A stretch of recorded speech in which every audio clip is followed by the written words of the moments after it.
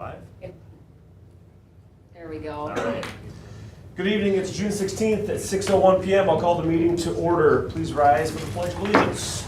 I pledge allegiance to the flag of the United States of America and to the republic for which it stands, one nation, under God, indivisible, with liberty and justice for all. Alicia, can you do roll call, please? Yep. Steve Dagaloff. Here. Corey Miller. Here. Ian McDonald. Here. Lori Belargin. Here. Bruce Belargin. Here. Danny Erickson. Here. Matt Kugel. Here. District mission, core values, and protocol reminders are all listed on the agenda. Please take a minute to review those. And when ready, I'll take a motion to approve the agenda. I'll make a motion to approve the agenda. Motion by Bruce, is there a second? I'll second. Second by Lori, any discussion? Hearing none, all in favor? Aye. Any opposed? Motion passes. Public comment, I didn't receive any, Shannon? No. Anybody in the audience want to make public comment? Moving on to item number 3, reports. Listening session summary. Nobody attended. Nobody was present, and it was Corey, Lori, Bruce. and Bruce are here? Okay. School resource officer, end of year report. Officer Kerber. The floor is yours. All right. Good evening, Officer Kerber. I appreciate the opportunity to share my end of year summary with you guys. So, last presentation I had shared with you my trainings, just verbally. So I included what was on my document so you guys can see that. Just as like a little reminder of all the things that I've attended and all the trainings I've gone to better assist my abilities as a SRO. Throughout the school year, I maintained a consistent and visible presence on campus. I prioritized safety and approachability. Almost every morning I spent parked on campus. I try to park in front of each school. It's a little bit more difficult in front of the middle school. That's one of the areas where people do speed more because it's a straightaway. But then towards the end of the year, I would open up the gate that leads up to the middle school baseball field and sometimes park there. I think that helped a little bit. One of the most impactful aspects this year was me serving as the head coach of the freshman or C-team baseball team. That role gave me a unique opportunity to connect with students outside of law enforcement, helping build trust and strong relationships. The mutual respect developed on the field translated directly into the school day. Students were more willing to approach me with concerns and helped reinforce a positive, respectful relationship on campus. I'm not 100% certain, but I think like we had the first positive or winning record in like a decade, so that was pretty cool. 2 years ago, it was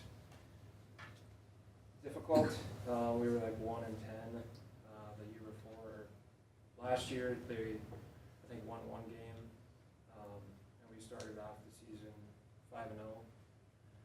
And yeah, it's really, I can't really put it into words the difference me being in that position creates in the school.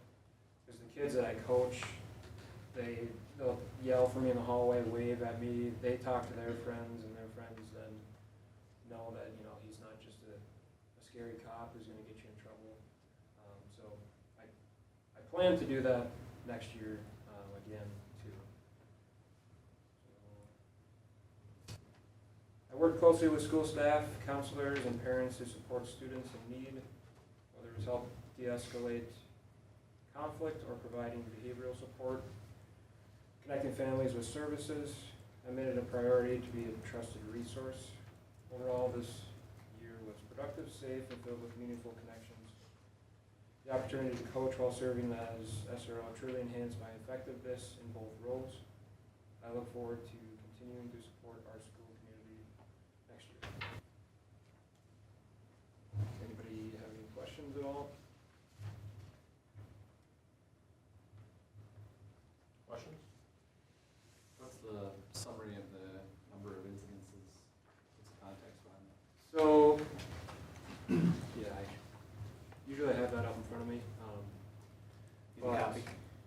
So essentially, so on my computer, every time, not every time, but most of the time when I would get out and walk around the schools, like that would be the miscellaneous or extra patrol category. There was a lot of times where I didn't do that, where I would just park at a school, get out, join gym class, and that's not necessarily something that's documented. But the calls for service, I mean, each one that's listed there should be split up by school, from January 20th to like June, I think I have on there 10th or 15th. That was the number of times I either self-initiated something at the school or was requested at school. And I left some zeros in there, because the first half of the year we had those calls, but then I left them blank just to show that those weren't part of this second half. One question I have is, we talked a little bit last time when you came and completed a report for us about additional natural training. Is that something you think would be beneficial? Yeah, I did touch on that the first time. I think it changed me as a SRO for the better. There is an advanced course, but sometimes those are put on like all the way across the country, so you'd be finding funding Sure. from the PD to be able to afford lodging and food to go to that training. So. Is there any way you can put a cost together for us on that training? Yeah, I could probably get something together. I mean, it's something you think would be beneficial. Yeah, I do. Okay. And for sure, the next SRO, whenever that time comes, should go to that training as well. Any other questions at all? Well, I appreciate your dedication this school year. I hope summer goes well and look forward to seeing you in the fall. All right, thank you. Thank you very much. Thank you. Superintendent update. Nothing? Referendum invoices are there. Item D, financial reports. You'll notice there's nothing linked based on vacations with our business office and timing of this meeting. Those weren't completed and attached. So my recommendation is to leave this on here. As soon as he comes back from vacation, those will be linked. There's nothing that changes or impacts operations. It really is, it's there for a transparency piece. So that will be there. Anyone can see it. And we can see it if we go back to agenda. So does anybody have any questions about that? All right. Item number 4, items for approval. There's multiple items here. I'm happy to entertain a motion for one or all of these, unless someone has anything specific you want addressed. We've seen all these already in the past. I'll make a motion to approve the 25-26 student handbooks, including the elementary, middle school, high school, virtual, and all school. The addition of policy 5411 as submitted. The adoption of the textbooks for our new high school speech and AP Human Geography classes. The board meeting dates for July 2025 through June 2026, and the proposed coaches' pay increase as submitted. Okay, there's a motion on the table for A, B, C, D, and E as presented by Lori. Is there a second? I'll second. Second by Bruce. Discussion. I think with respect to the speech and AP Human Geography textbook, I'd like to see some other alternatives, maybe bring that back for the next board meeting. Okay. Where Dr. Rambo can maybe take a look at it, review it. Other discussion? The issue I would have with that is these are required for us to have that course. Yeah, and as the motion stands right now, it's to adopt them. So I appreciate your discussion point. Further discussion? In addition to that, Yeah, we get that it needs to be, it's kind of already too late to make any changes to it. So maybe it's more of just a process evaluation of that selection process and reviewing it with David. You know, I appreciate Sarah's invite to come into the office and sit and review the textbook, but to me that's a little bit inhibitive. I'd like to revisit exactly why we can't get a digital access, which allows review to be much more efficient and a more transparent view to the community. Would be my feedback on it. Good. Is this the one that's required by the AP? Yes. Yes. Yeah, it's So- required by the college board, and the speech one, there's limited choices available to qualify for the University of Minnesota, and the same thing for the AP courses. So if we want to offer these courses for our students, Yeah, these are our choices. I understand that. But sorry, like, you read the AP's mission statement, it's got a ton, like the very first thing, AP equity and access policy. You know, just if you read through that, the way it reads, let's make sure that all socioeconomic groups that have been traditionally underrepresented are represented. Schools should make every effort to ensure AP classes reflect the diversity of the student population. So I think Like, last why do we time- need to make sure that the kids that attend AP classes represent the student population? That's like, That's That's- AP courses overall, not one textbook. oh, that to me is representative of, you know, the source of the curriculum. So I get there's limited sources, but we haven't had any chance to review any of them. I know that's, what I'm saying is, I understand that that time has passed, so let's get it moving, let's get it into use, but understand that there's probably a good portion of the community that would at least appreciate us taking a close look at it to make sure that there's not biased content in these courses. And if there is, that it's transparent and it's accessible.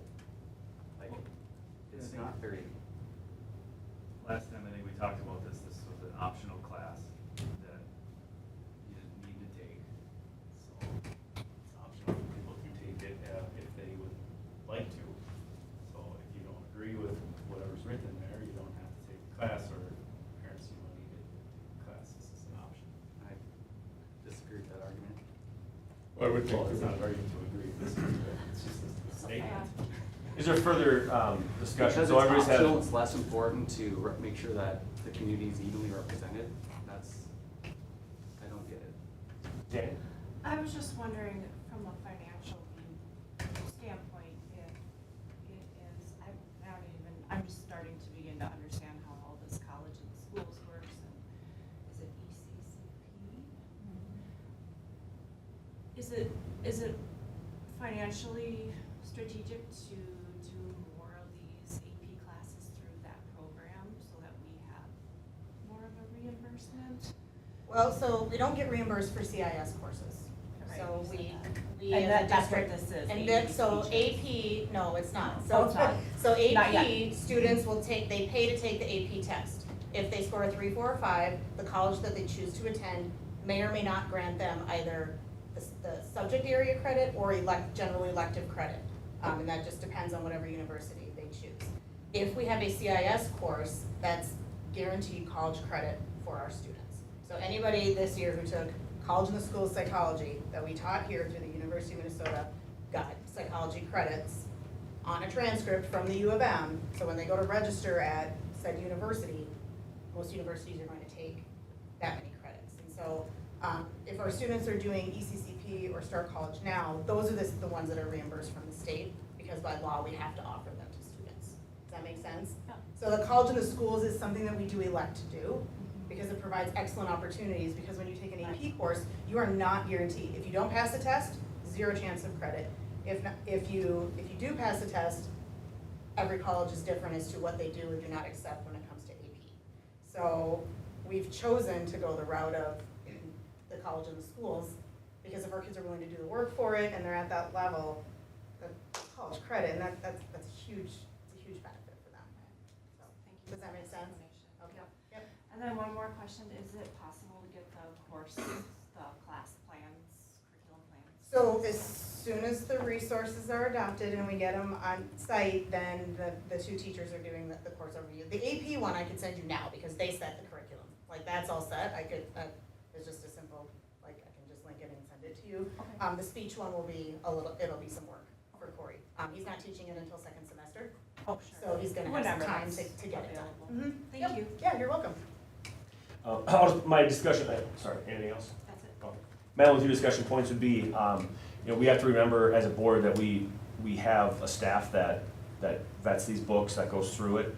And it's not the job of the board to dig into all that curriculum. We do have to put some trust and reliance on that team. And when we look at these courses, we are really limited on the textbooks we can use. So I think that they have done a good job of bringing us the resources that are available and their recommendation. And I'm happy to move forward with it. The other thing, I'll just piggyback off what Bruce said.